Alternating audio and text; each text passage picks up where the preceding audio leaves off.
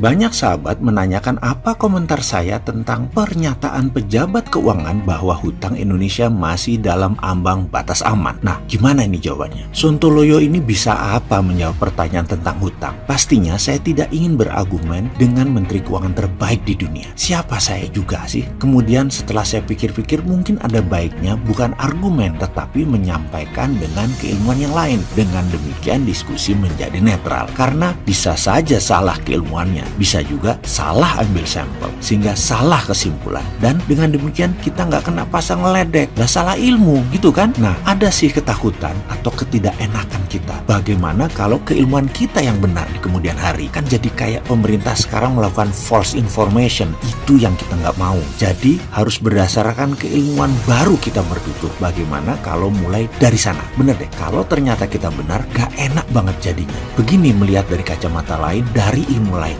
Ngapunten loh ya Bu, jangan diambil hati. Ini untuk semua anak bangsa, boleh beda keilmuan kan? Pertanyaan pertama, refleksi ke tahun 1998. Apakah Indonesia krisis karena pemerintah gagal bayar hutang atau karena rasio hutang pemerintah saat itu lebih tinggi dari pemerintah sekarang? Dalam bahasa lain, rasio hutang seperti dikatakan Ibu Menteri, rasio hutang kita aman, masih 29% dari PDB, di mana batasnya 60% sebagai batas bahaya atau krisis. Kembali dipahami pertanyaan pertama. Di Indonesia di tahun 98, krisis karena rasio hutangnya tinggi atau karena gagal bayar hutang? Fakta adalah di tahun 1998, rasio hutang kita di batas aman. Dalam kurung, baca seperti sekarang. Tetapi, dalam sekejap rupiah melemah jadi 15.000 dan Indonesia gagal bayar. Menjadi negara paria, menjadi negara lumpuh. Jadi, kembali ke pertanyaan rasio aman. Kita aman secara buku, namun rentan secara kemampuan bayar kalau rupiah mendadak jadi 17.000 atau bahkan jadi 20.000. Kita Indonesia langsung lumpuh. Setuju dengan keilmuan sederhana ini atau masih percaya rasio aman? Artinya aman 100%. Boleh lanjut? Ini monggo loh. Saya ini dianggap sontoloyo nyinyir, monggo loh ya. Selama pakai keilmuan lain berdalih data, monggo. Jangan sampai pakai emosi mentang-mentang penggemar berat seseorang lalu beda ilmu dianggap salah dan pendosa. Ngapunten loh ya bikin emosi. Lalu masalah hutang dilihat dari asal yang berhutang. Apakah hutang pemerintah, hutang BUMN, hutang swasta, plus off balance sheet liability lainnya. Lalu kita melihat bagaimana kita nyaur atau nyicil hutang tersebut atau membayar kewajiban hutang tersebut. Apakah dengan berhutang lagi alias bayar pakai pinjaman hutang baru lagi, atau dengan pendapatan proyek, atau dengan jualan aset, dan banyak lagi caranya. Dalam tahun 1998, masalahnya hutang negara, hutang swasta, hutang BUMN menumpuk di satu tempat, tapi semua hutang mata uang asing alias hutang dari pinjaman luar negeri. Jadi rentan dengan naik turunnya kurs. Di tahun 2019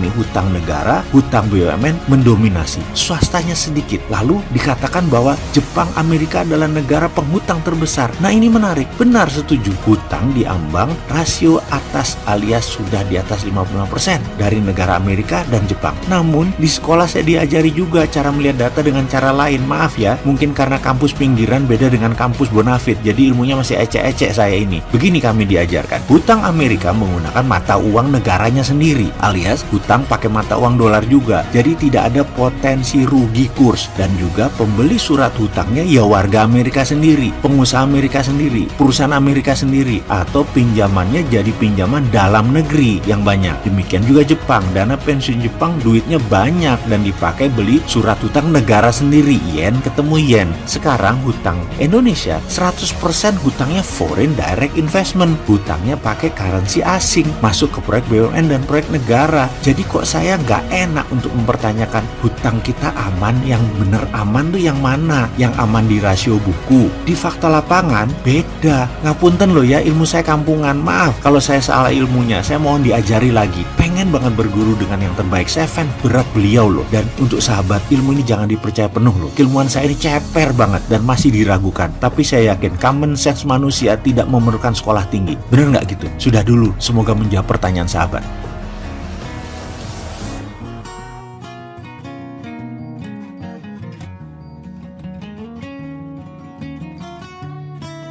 Ketika seseorang mendengar sebuah nama Niccolo Machiavelli atau terminologi Machiavellian, apa hal pertama yang muncul dalam pikiran Anda? Menurut saya banyak yang mengatakan dengan kata manipulasi, peniru, atau dalam konteks yang lebih luas lagi, kemampuan memainkan kekuasaan dengan curang dan penyalahgunaan kekuasaan. Dan bagi saya, semua itu nggak pas. Salah versi saya loh ya. Banyak tulisan Machiavelli saya baca dan saya pelajari, jadi rasanya pemahaman manipulasi, penipu itu tidak pas. Banyak orang yang menyimpulkan secuplik pemikirannya tidak holistik, kesemuanya melihat dari seorang Machiavelli. Sebenarnya dari semua cara yang digunakan jurus untuk berkuasa dan tetap berkuasa, bagi Machiavelli mengajarkan satu hal, yaitu pragmatisme. Pragmatisme disederhanakan artinya kira-kira adalah ambil semua kesempatan dengan apapun cara, memihak pada ego pribadi dan ego kelompok, ikut angin saja pokoknya berhasil, gak ada ideologi. Ideologinya adalah pokoknya dengan segala cara tujuan tercapai. Baik, itu semua sepenggal pelajaran geopolitik yang semua kader bangsa harus bisa memahami. Apa yang sedang terjadi, jangan sampai kita hanya jadi penonton sitting to happen. Dan lebih parah lagi, bahkan kita hanya bertanya, wondering what happened. Gak tahu apa yang sedang terjadi, tapi sok tahu. Seperti saya ini yang sontoloyo. Sekarang kita masuk ke Tale of Three Countries atau kisah 3 negara. Mana yang creating to happen, mana yang sitting to happen, mana yang wondering what happened. 3 negara tadi adalah Amerika, China, dan Indonesia. Kita mulai dengan Amerika yang merubah nama US PACOM menjadi US Indo-Pasifik. Apa maksudnya? Indo-Pasifik mencoret China, US PACOM, China termasuk. Sekarang di luar, mau apa Amerika? Kita lihat China dengan foreign policy-nya yang tertulis jelas dalam kebijakan luar negeri China Tiongkok, yaitu ambil kaum akademisi, ambil politikus, ambil pejabat untuk mempermudah China ekonomi strategi masuk ke sebuah negara yang nanti semua itu dikawal oleh China Private Army. China pakai Perdana Menteri Australia mantan Malcolm Fraser sebagai pejabat yang terbeli, dan saat ini 30% PDB Australia ada kontribusi China. Pakai pejabat Timur-Timur, dan saat ini China menguasai 40% PDB Timor Leste. Demikian juga Fiji, Papua Nugini, Vietnam sudah mulai sekarang digarap. Semua wilayah Indo-Pasifik China mulai garap. Apakah US Indo-Pasifik counternya maritim Silk Road-nya China? China masuk pakai pengendalian perut. Amerika masih pakai Old War strategi, asimetrik. Apa ini saling counter? Amerika bangun US Indo-Pasifik sebagai New Force Army, di mana India, Australia, dan Jepang menyambut dengan perhatian penuh. Sementara Indonesia yang punya wilayah di tengah kok diam saja. Bener deh, tengahnya itu Indonesia, dan Indonesia menyatakan netral gitu. Saya pikir netral itu namanya anti Amerika gitu ya.